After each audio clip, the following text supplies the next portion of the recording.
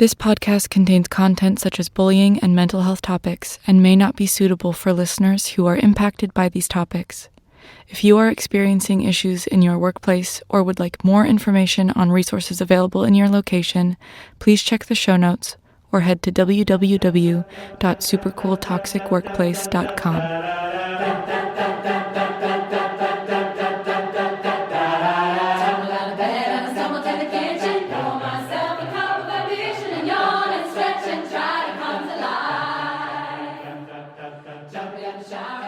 This is Super Cool Toxic Workplace, Episode 10, Last Resort. On this episode, we try to answer the questions that we began this podcast with. The last episodes were tangential. They were not really about a workplace. I mean, they were about a brand that has a workplace. But it definitely spiraled away from the original topic, the topic of workplaces, the fact that Mikkola has a workplace and a series and a number of disturbing things has happened there. So while it can be such a great deal of information that I know those listening to this have had to process in the last episodes, it really is about this concept of a workplace and the way in which we are treated in that workplace. And the reason why I included a Dolly Parton song is so that I could include this interaction. It's between Melissa Etheridge and Dolly Parton as they perform this song 9 to 5. Keep in mind, 9 to 5 was about workplaces. It was considered a watershed movie that highlighted the struggle of women in the workplace. So these two interactions, which occurred on stage, which happened in the 90s, I think are so relevant for me to make my next point. And why wouldn't I want an excuse to include a snippet of this estrogen storm in this podcast? Who can't relate to this song? Well, you get after it. You get after it. Dolly Parton looked at me and said, well, you get after it. I swear sometime that man is out to get me.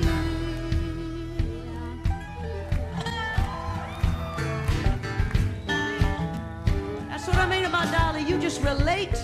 You relate to the common people. You are the people's Dolly. You know that, don't you? You always belong to the people. Yes, Well, you I'm will. just proud to be here, and we can all relate to this song about the boss. But I let you dream just to watch it shatter. Here on stage are two people, accomplished people, on stage discussing the relatability of a song which was so well received by such a large audience. It propelled many people and this movie and this song to an essentially iconic status. But let's remember what they're talking about. Work. They're bosses. And what stands out to me is that this problem that we have with people coming into workplaces and exercising these types of power dynamics, exercising these types of tactics of people management, this is not new. This is old and it's dated, and we deserve better.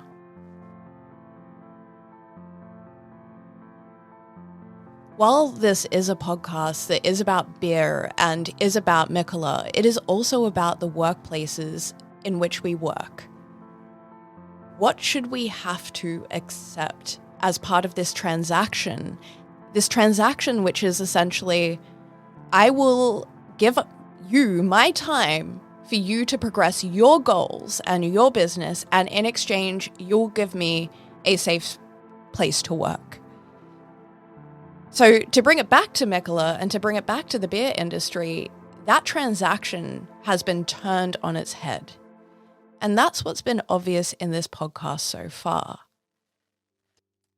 In episode 1, we got to know a brand that had built a reputation that allowed it to attract incredible talent. People that knew that working at this company would not only be good for their career, potentially could be just a genuinely interesting and exciting experience based on the perception that they had of the company. In episode 2, we first began to understand the influence of upper management on staff at all levels of Mikkola and at all locations of Mikkola. We also began to understand that when a person in a senior position, especially a male, begins to start treating women in a certain way, it tends to allow the other men in their proximity to do the same. And that's where something becomes a culture and not a bad apple. In episode 3, that is further reinforced to us through the experiences of women at San Diego. It becomes even more clear as the testimony from San Diego goes on that not only was this a culture, not only was this the norm, but this was something that Mikkola didn't even really see that much of a problem with. We know they knew, and we know when they knew, and we also know when they, quote-unquote, dealt with it. As we move into episode 4, we begin to understand that that exact pattern of not seeing things as a problem, how that creates problems for people for whom it is actually a problem.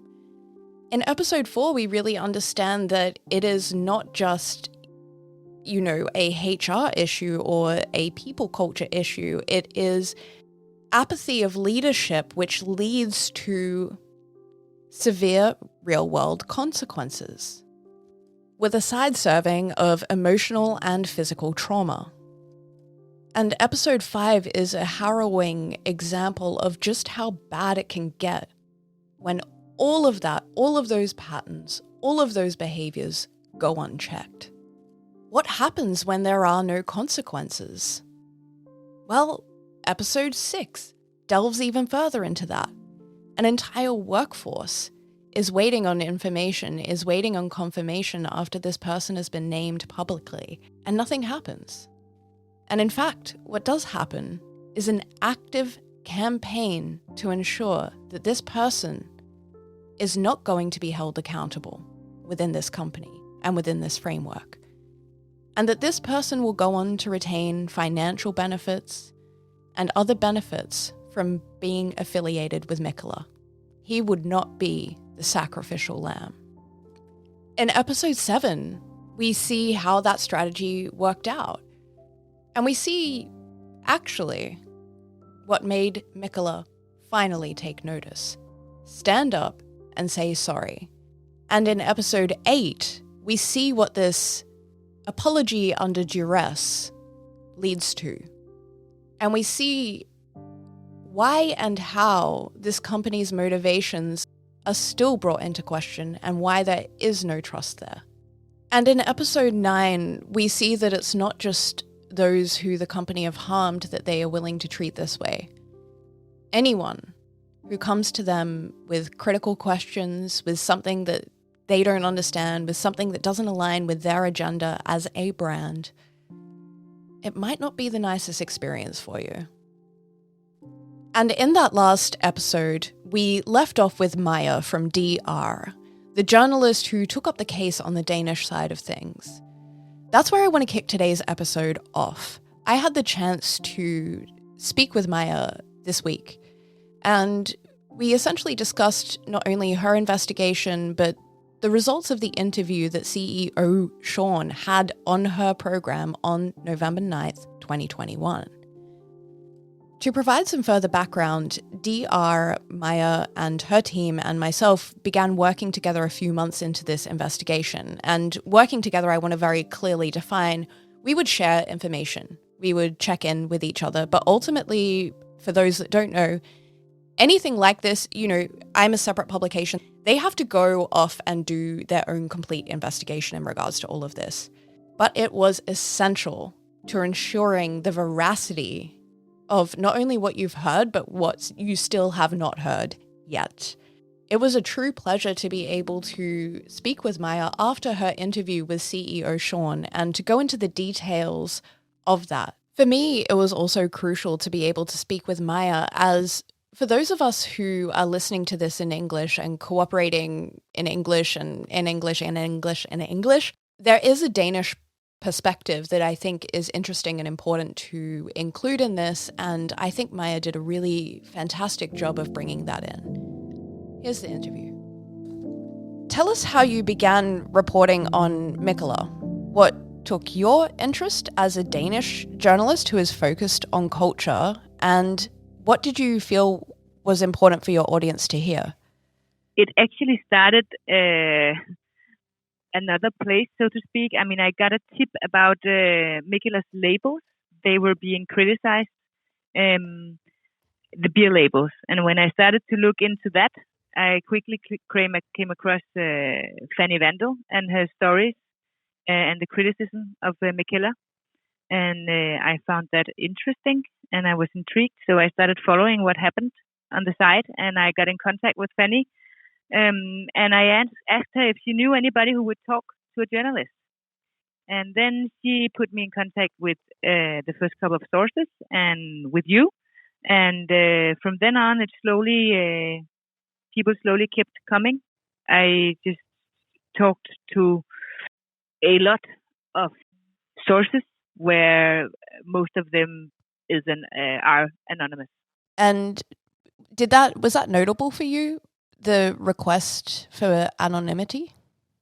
Yeah, it was. I mean, one thing I noted was that almost everyone was afraid of the founder of Mikkeller. And when we in DR anonymize sources, it's a long process. We can't just do it. So we have to have approval from the head of department. So I have to ask every anonymous source why they wish to be anonymous. And we have to talk about what they are afraid of. And almost all of them answered that they were afraid of Don. And afraid of what he could. They told me they were afraid of what he could do with his network. And they told me they were afraid of their daily life. I mean, not that they were going to be hurt physically, but maybe more that they were afraid of getting harassed in various ways. That was what they told me. And they were afraid to an extent where they did not even want to be quoted as anonymous. Even though it was a written statement, they didn't even want that. So for me, that was one thing I noted. We have talked to at least 25 sources, and when 21 of them or 22 of them, I think, ends up being anonymous, I think that's a pretty high number. I'm well aware that it's not just for fun that you let yourself be quoted with a name. With your name on it when you criticize a powerful company, but for me that was still one of the surprising things. And I think, of course, what the people told me was also surprising: the bullying and the harassment and the way people told me they were treated in this microbrewery, which is, I mean, I don't know Mikkeller that well. I'm Danish and I live in Copenhagen, but it's not like I'm not a beer enthusiast.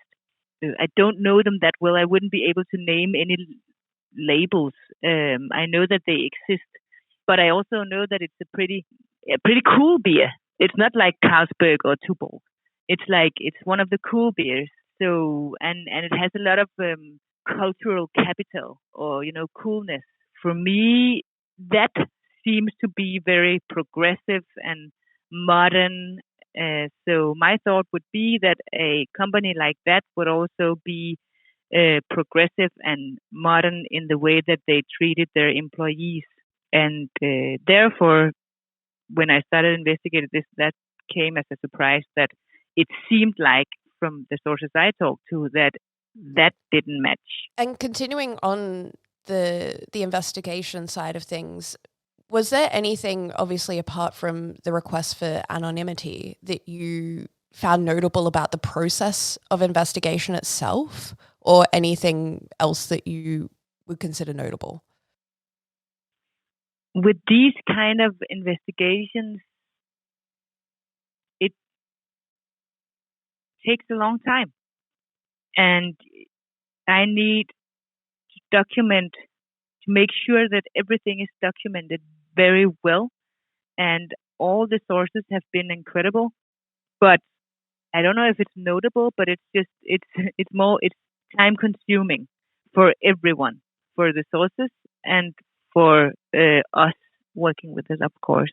Is there anything that you feel is important for the international listeners of this podcast to understand about the Danish perspective of this culture, or anything in relation to that perspective about this case? I think, first of all, for us, it was important to have Danish sources working in Denmark, to sort of not to isolate the problem to Denmark, but to have at least sources working in Denmark, so we could start the story from there. Basically, because we are in Denmark, so it's a bit further away what's going on in other countries. I think in general, what is important to note for international listeners is that in general, there is a Danish informal mentality that might be important to understand. A lot of Danes are proud of the quote-unquote Danes' ability to be informal, and that workplaces have no or very little visible hierarchy. So, for instance, the boss can have a beer and a joke with the intern on a Friday bar. So Danes also use a phrase called frisind, dansk frisind. And frisind is translated to liberal, but I think it's more correct to call it like a free mind. So like if you mix that with informal, this so-called informal mentality and this frisind has an impact because a lot of Danes are proud of it. I don't know if it can make sense, but in Denmark you say we are not as boring as the formal Swedes. So like the formal people from Sweden, they're more formal. But it also, this frisind and this informal mentality, and this is only my thesis, but I think it also creates challenges because the informal mentality and this frisind sometimes is used as an argument for terrible behavior. So the informal mentality suddenly becomes a toxic workplace. I'm pretty sure that it's also why Denmark was relatively late to have the big Me Too showdown. Like the first round was dominated by men and women who felt like it was a witch hunt, and this Me Too was a fight against the Danish frisind. In a way, I mean, I'm making it black and white, but it wasn't until 2020 we really had a Me Too wave or a Me Too showdown in Denmark. And I think this frisind, which a lot of Danes are very proud of, sometimes also challenges these situations where it's suddenly become an argument for a terrible behavior. Maja's words reminded me of something that I'd heard in this podcast, and I want to share it here. And I always thought there was this issue between, there's definitely a difference between East Coast work mentality and West Coast work culture, and there's like these little nuances. And I've always thought that there was this big difference between San Diego work culture and then Danish work culture. But at the end of the day, I've only worked for one Danish company, and that's been McKellar. So really, I think it's a McKellar work culture issue between San Diego work culture, and that has really exacerbated issues. And McKellar, doesn't really do things the traditional way that they haven't, and that's been a testament to their success when it comes to marketing. They don't really have a marketing budget at all or a marketing team. You're never going to see a McKellar billboard advertising, their new IPA or things like that. They just don't do that. And they look at other breweries that do that and kind of put their nose in there a little bit. But when it comes to things like HR, it's the same thing. They traditionally don't have HR, and that's something that they think that they don't need. But at the end of the day, when it's one thing with marketing, it's another thing for HR when you don't have the proper structure in place to make sure that your employees are safe, really. And so, yeah, it's disheartening to think about. And the point of including that was that Maja does touch on an incredibly relevant, culturally significant point. And that is to say that these problems really can't be just attributed to this mentality which is in the Danish work culture. My interview with Maja continues on. There's often a perception, I think, for international people, and it's even come up a few times in this podcast, that Scandinavia and Europe tend to be a little bit further ahead on these sorts of topics. However, the experience that you've just described, the Me Too movement sort of only getting to Denmark in 2020, all of these things kind of point towards potentially how something like what happened at Mikkeller could happen. It does make sense to some extent.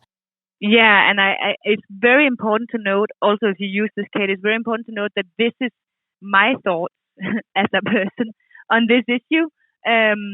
But I'm a part of it. I have a very informal tone with my colleagues and with my boss on my workplace.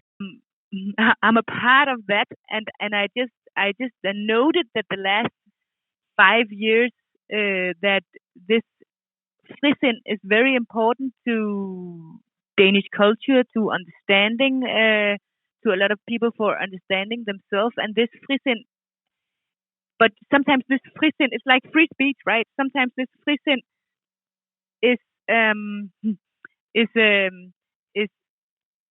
has consequences for other people. So, like, for you to be free means that I'm not free, in a sense, right? And I think that's, yeah, I really think that's in relation to workplace culture and how to treat other people. I think that's really a challenge, because I mean personally I like that we are very informal on my workplace, but I also I understand why suddenly it's more difficult to act when there's suddenly a bad workplace culture, because you can hide behind frisin and informal mentality. By the time you went to air with the results of your investigation and the story, what was your hope for the work? So my interest for the company, for Mikkeller, was very little before this investigation. I mean, I don't hate Mikkeller. I mean, I didn't even really think about them before. I mean, as I said, I've tasted their beer, but I wouldn't be able to name any of them. My interest came when I talked to the former employees and when I talked to the founder. So I found it interesting that a company with a kind of cultural capital and a reputation of coolness and a company this big has problems with the workplace culture. And of course, how they dealt with these problems. My hope for the interview was that we would all get wiser. The interview Maja is referring to is when CEO Sean went on her program on November 9th, 2021. This interview was the response to the investigation that DR had done. I mean, it was important for me that CEO got time to answer and that I listened to his answers. And this might sound basic, but I think we often forget to listen because we're already busy asking the next question. And for me, that was important because I had no idea what he would answer. He knew what we were going to talk about, but I have no idea what he would answer. And I knew that this was the first time he heard these sources talk. And so for me, I had no idea what would come out of it. And it was important to be open to all different outputs. I invited him in because I wanted to hear their perspective and present them for what I have collected, what we have collected, and hear what their response would be. And I'm sure that no CEO finds accusations about sexual harassment or bullying amusing. And even though it might be powerful in the sense that he's the CEO for one of the biggest microbreweries, he probably also, I would guess, was nervous. So therefore, it was important for me to welcome him the best way possible. And in this situation, I'm live on air when he enters. So what I did to make him comfortable was to wave and give him a smile, because I think that's a good starting point for an interview, especially if the questions will be hard. And I knew that they would. So to answer in short, my hope for the interview when I went on air was that I would be surprised about the answers, and that we in that way would all be wiser. Do you think we are all wiser after that? Were you wiser after that? What's your take?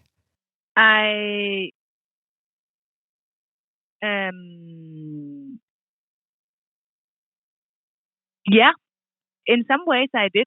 Problem with interviewing Sean is that he has only worked there for a year, and we have asked to interview Don, but he didn't want to attend an interview.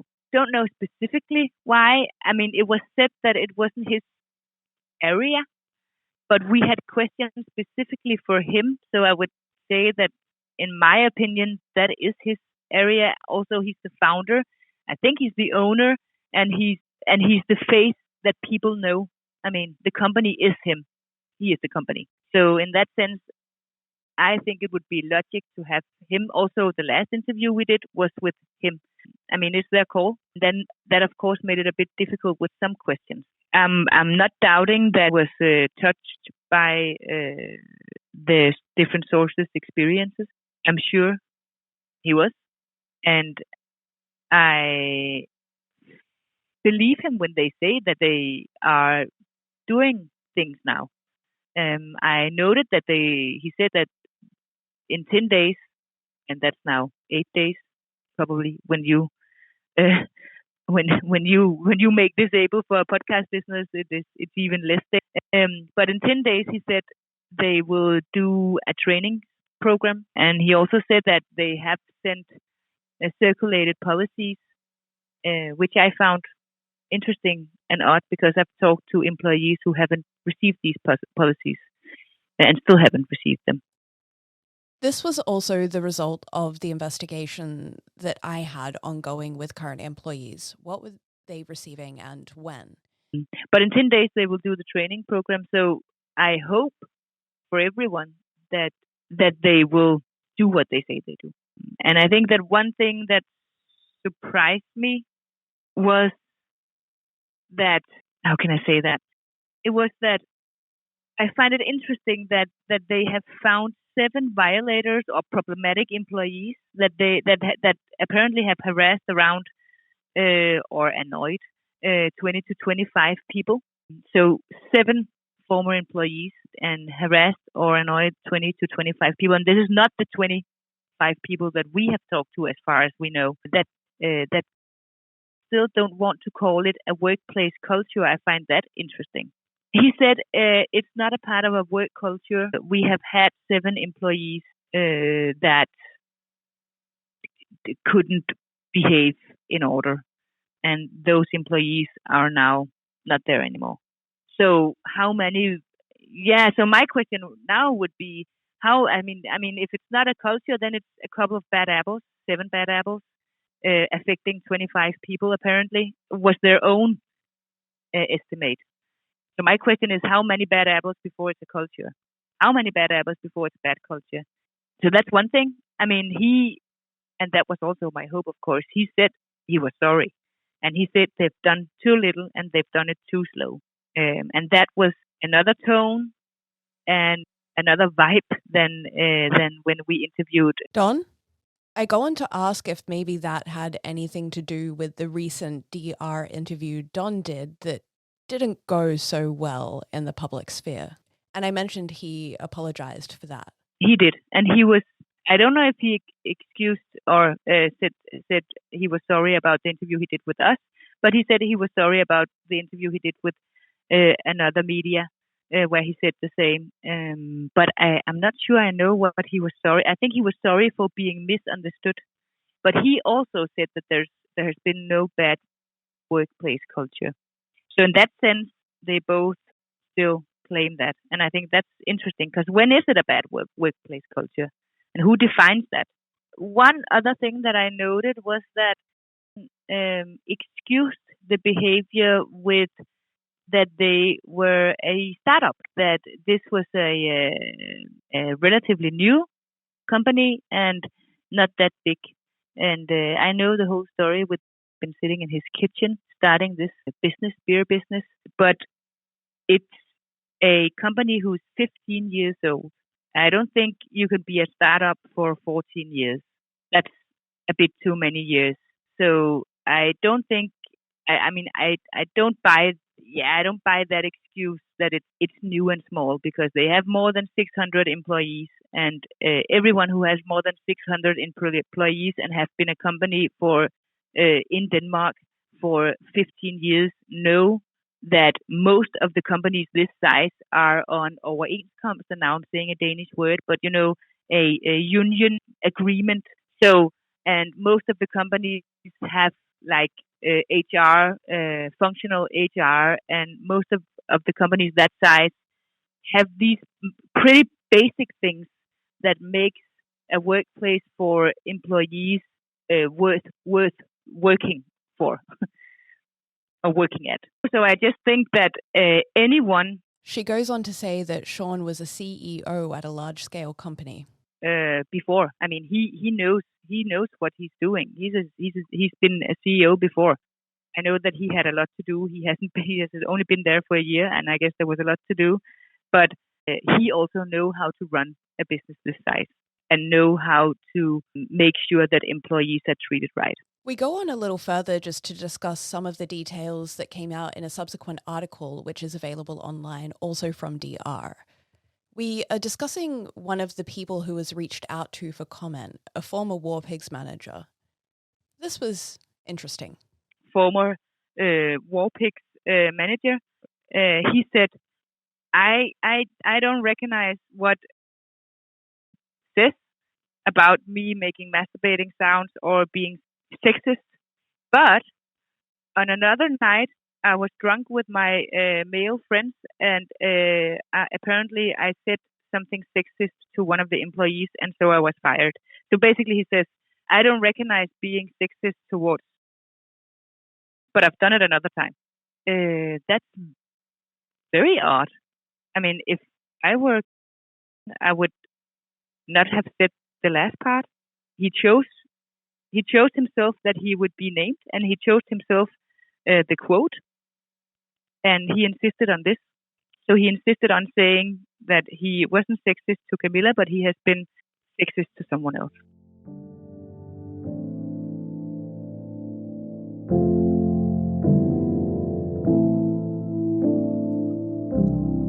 I personally want to say thank you to Maja and the team at DR. Ultimately, this was something that none of us expected, but their professionalism, their vision for putting truth out into the world and doing that in an efficient and incredibly exhaustive mode of investigation was absolutely an asset to getting this truth out there. So thank you to DR and thank you to Maja.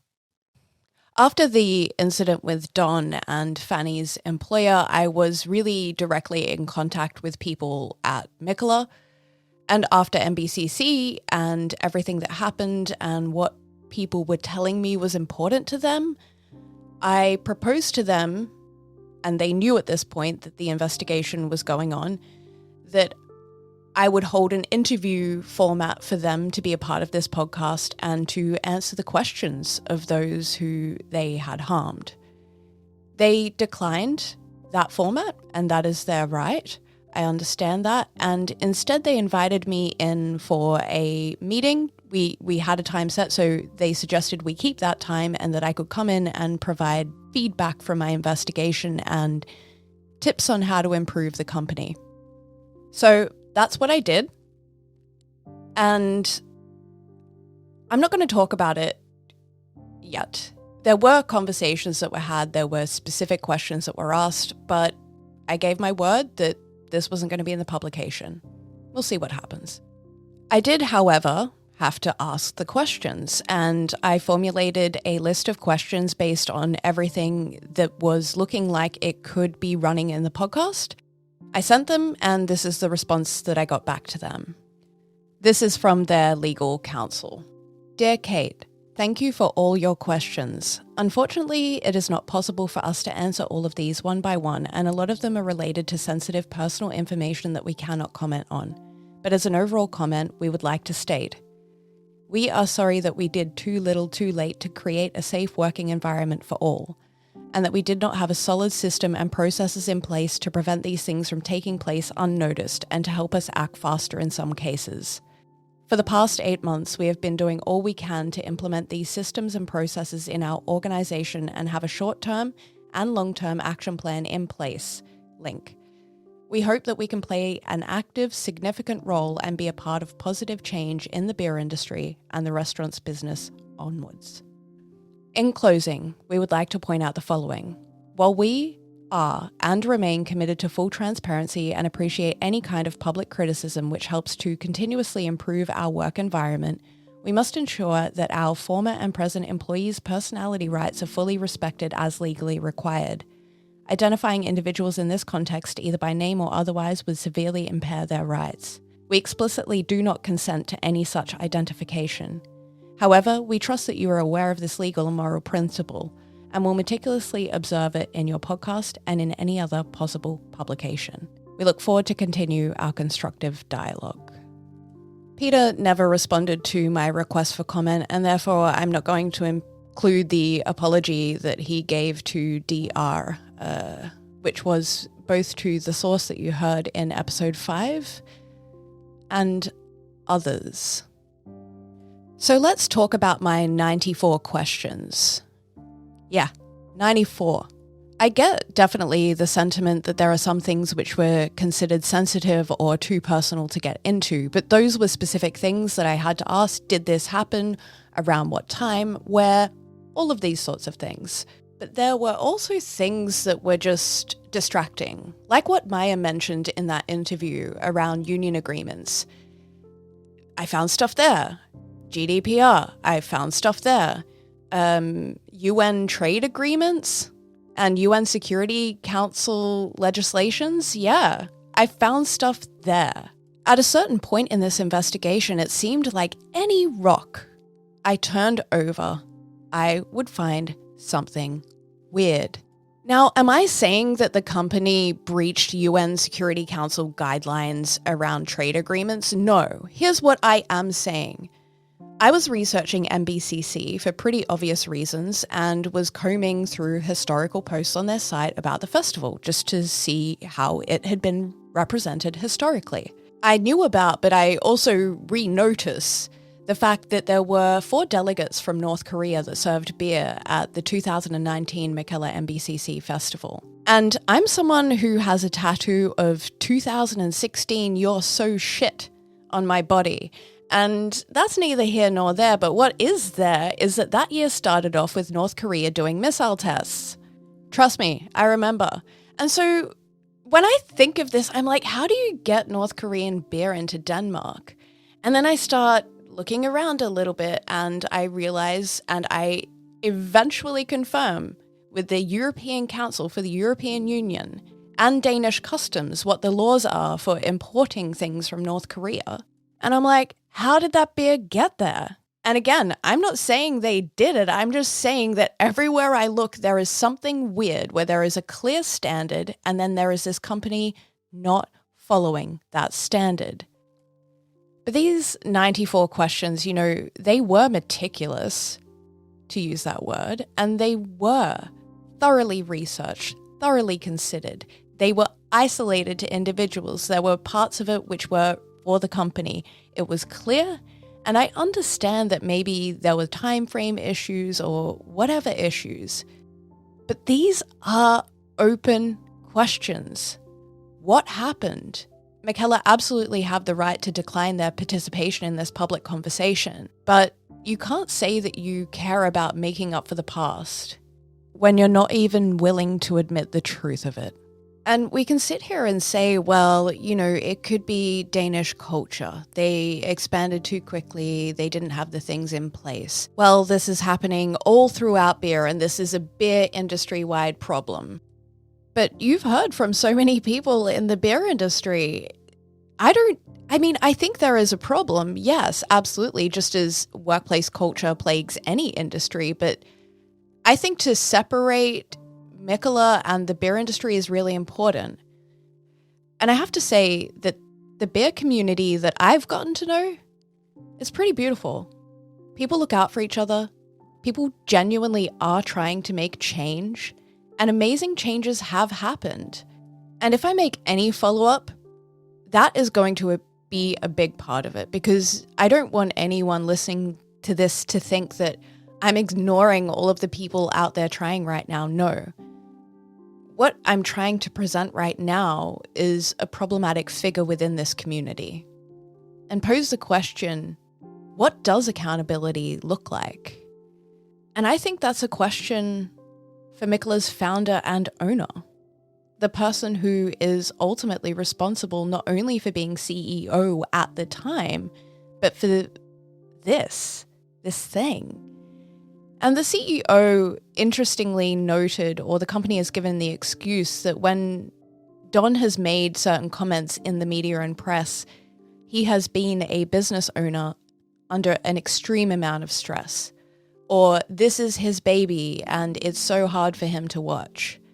That's a really objectively reductive way to, first of all, position the owner of a multi-million-dollar company who is a millionaire themselves. And secondly, to use that analogy, well, you know, it's stressful having a baby that's going through this, but the baby's been terrorizing the nanny for a decade. Should we talk about that? Or is it more important how difficult it is for the founder of the baby to talk about? And that comes back to my questions. Because the people that I spoke with and the people that were a part of this podcast, and many of whom you haven't even heard from yet, they had to answer a lot of questions. Personal questions, hard questions, and they did it. And what we need to recognize here is that work is actually kind of like not a choice. I mean, it's not a choice for me, and I don't know how many of you out there are listening who are thinking, hey, you know what, I don't have to work. Or even if you have that right now, it's not your reality forever. That is the reality for most people. That creates such a power dynamic that when you combine that with coolness, when you combine that with social currency, because that is also a currency other than money, you have the recipe to attract incredibly talented people, but to also squander that talent and leave this transaction that I mentioned before of going to work for a company, but ultimately for people, companies are people, to advance their goal, and in exchange, you're given a safe working environment. That transaction completely fell apart at Mikella. And while I'm not sure what is next, I do know that there will be a follow-up to this. I'm not sure in what form yet, but definitely, in the very least, a follow-up to what we will just call for now Season 1. And Season 1 was about painting a clear picture. And I hope that that picture for you now is clearer. I hope the decisions you make as a consumer may be different after hearing this. I'm not saying boycotting, I just mean understanding who we're buying from and Why? I hope you have a better idea of how this workplace, which started out neither super cool or toxic, ended up being both. I hope that even if you don't work in beer, just no matter where you work, if any of these patterns stand out to you, you feel a little better equipped to take that on. How do toxic workplaces happen? Ultimately, it comes down to an abuse of power. That abuse of power sets a tone which seems to cover every wall of a business. And it's almost unbreakable. And it's not just the people that set the tone that benefit from the tone. It's those who wish they could. It's those whose values are aligned with that person who gains from that kind of attitude and that kind of tone being set in the office. Who do toxic workplaces devalue? People. People. Everyone matters. People. Who do they enrich? They enrich people in different ways. Obviously, there is the currency of clout. Obviously, there is the currency of power. And obviously, there is the currency of money. And when we talk about that, there's only one person who's predominantly being enriched by this. Yes, there are other partners. But there is someone being enriched by this. What defines a harmful workplace culture? And what are the power dynamics that nurture it? I can't really rattle off a textbook definition right now. But I think whatever defines a harmful workplace culture, you've probably heard it by now. And the power dynamics that nurture it, well, it's a myriad of things. It's, yes, abuse of power, but it's abuse of power unchecked. It's complicit. The power dynamics that nurture it are often to be the ones that advance those with the power.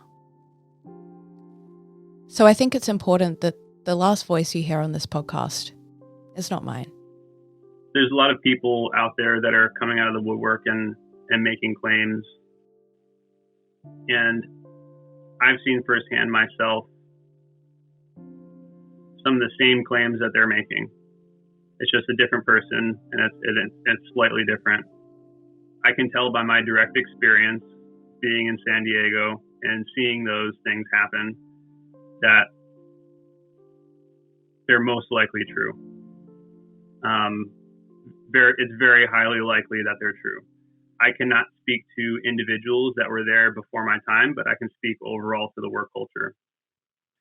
And that work culture that I experienced when I first got to McKellar San Diego definitely bred those types of experiences that people had that affect them in a negative way. I can attest to that firsthand. I can also attest to experiencing it from the top myself being in Denmark. So all the way from San Diego to Denmark, from the bottom to the top, I've seen it myself and I've experienced it myself. And and to be honest, at the end of the day, just if I can bring some validity to the conversation and some people that are out there that don't have backup emails, that don't have a documentation about their experience, that feel like they're being gaslit and are super stressed out about the situation and don't know where to go. If I can bring just a little bit of that to the conversation, then that's the right thing to do. I think only after leaving, I realized how crazy it had been and how wrong it had been and how fucking not normal it was. I mean, I left with a feeling of, you know, when you wonder what the hell happened. And it was a roller coaster of emotions because it had been good for a short period of time in the beginning. And it's like at McKellar, I've had my best and my worst times because in the beginning it was really great.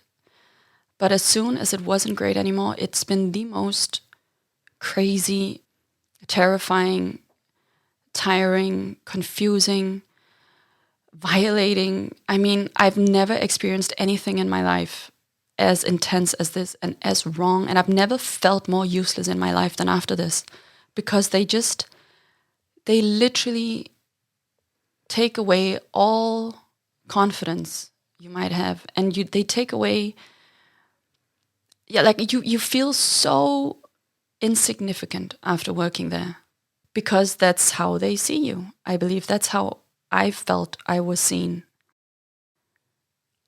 They don't care about people. They say they care about people. In their DNA, it's written. Our most valued asset is, it's our employees. But that's what they write. But honestly, that's not the truth. That's not how they treat people, because I can testify to it. A lot of my former colleagues can testify to it, because after leaving McKellar, you realize that even though they say they care about their people, and they care about what they care about most is the people, you know that it's about profit. It's about money. It's about getting what they want, whatever it takes. And they will gladly sacrifice their employees to get to where they want to go. And it's hurtful to see how it affects good people. But what I take with me is a lot of pain, a lot of fear, a lot of frustration, anger. I mean, the list goes on. Even though they say now that they have fixed whatever problem there might have been, I feel above all that they are trying to disregard what happened. And that's simply not okay. Peter leaving with all this appraisal, and they are just, this guy, thank you so much for all your hard work. Thank you for everything you've done for the company. That's just wrong, because what he has done for this company is nothing to be proud of. I can imagine that was an incredibly difficult moment for you to see that email and to see what they had said about him. Honestly, when I was told, I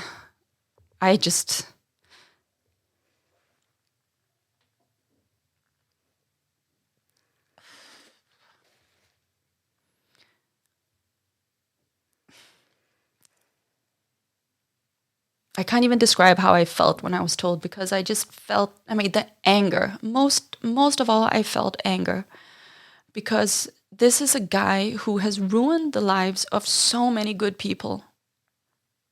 And Don was aware of his, his tactics and his way of doing things. And the way he bullied, the way he frightened, the way he led with fear was of Don's knowledge. And he let be the way he was. He enforced it. Don't get it wrong. They were a powerful team, and that's not meant in any good way at all, because the victims, I have to call them victims, because we were victims of this duo that did not have any respect for our lives and the way we were impacted by these methods. And for them to say anything else is just not true. So when Peter finally, he wasn't fired. Whenever he left the company, I don't know if he was fired or what the hell went on. It's still not clear to me. But when he was let go, to realize that he was sent off with flying colors just made me feel I was devastated, honestly, because I felt like the truth is never going to come out. And people need to know the truth. It's important to me because you cannot pretend that this didn't happen. You cannot pretend that people have not suffered and are still, till this day, suffering from what they were exposed to during those years at McKellar. It happened, and they cannot silence us. I mean, you cannot pretend like it didn't happen. You cannot avoid being held accountable for this, because it was not a little thing. It's not isolated to 4 incidents. It's several. And it's not just me being a sensitive woman or whatever. We were really bullied and harassed and just taken apart bit by bit. I know it sounds dramatic, but it's the truth. It's what happened. And it needs to come out. By far, the worst boss I've ever had, purely because of the way he sees people. It's just painful to be treated as if you still don't matter, you know. Fair enough, they've changed things, and now they've hired God knows how many professionals to deal with this. But you can't disregard what happened. You cannot just pretend like it didn't happen, because we're here and we're still here and we will always be here. Our experiences do not disappear with an email.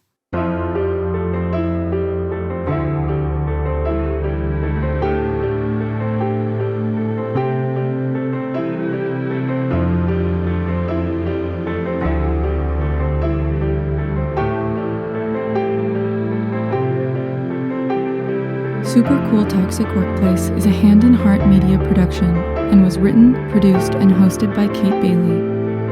To join in the conversation around episodes, follow at handandheart.eu on Instagram or at _Kate_Bailey_ on Twitter. Original music by Julia Laws. Design and social media templates were provided by the anonymous artist going by Bennis Gallery and were provided for free. For all information and resources relating to this podcast, including contact links should you wish to connect with Kate and the team, head to www.supercooltoxicworkplace.com. Thank you most especially to our sources, whose courage and commitment have brought you these stories today. And thank you for listening.